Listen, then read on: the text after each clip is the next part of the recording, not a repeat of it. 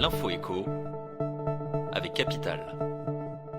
Le chiffre du jour 100%, et oui, depuis le 1er octobre, absolument tous les propriétaires ont droit à l'aide MaPrimeRénov' et ou au CE, les certificats d'économie d'énergie, pour des travaux de rénovation énergétique sur leur résidence principale. Et ce, y compris pour les bailleurs les plus hauts revenus et dans les copropriétés. Ces aides sont distribuées selon le niveau de revenus et les types de travaux réalisés, isolation, ventilation, changement de système de chauffage. Pour vous aider à vous y retrouver, Capital vous présente sur son site toutes les aides auxquelles vous avez droit selon vos revenus et le type de travaux réalisés dans le domicile.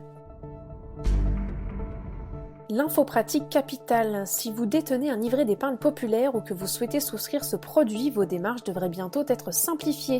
Les députés ont validé vendredi 2 octobre une mesure prévoyant qu'un épargnant n'aura plus à fournir chaque année son envie d'apposition à sa banque. C'est cette dernière qui devra vérifier auprès du fisc l'éligibilité du particulier au LEP. Actuellement, pour détenir ce livret, un particulier doit justifier d'un revenu fiscal de référence inférieur à 19 977 € pour un célibataire ou 30 645 € pour un couple. Il peut dépasser le seuil une année sans clôturer le LEP si ses revenus repassent sous la limite l'année suivante. Pour en savoir plus, consultez notre article sur le site capital.fr.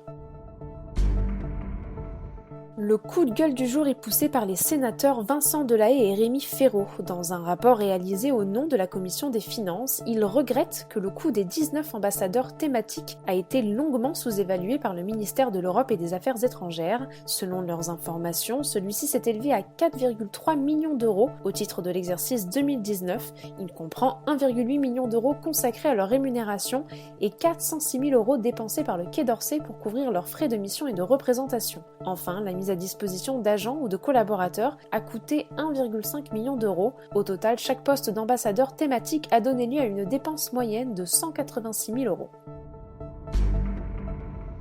On termine avec la fin du suspense dans l'affaire Veolia-Suez-Engie. Le conseil d'administration d'Engie a fait savoir lundi soir qu'il avait finalement accepté l'offre du groupe d'eau et de déchets Veolia. Celui-ci va donc bel et bien lui racheter 29,9% du capital de Suez pour la somme de 3,4 milliards d'euros. Cette décision majeure s'est faite contre l'avis des administrateurs représentant l'État, qui se trouve actionnaire d'Engie à hauteur de 22%, et surtout elle met un terme à plus d'1 mois de négociations tendues. Suez a toujours été et reste hostile au projet de rachat par Veolia.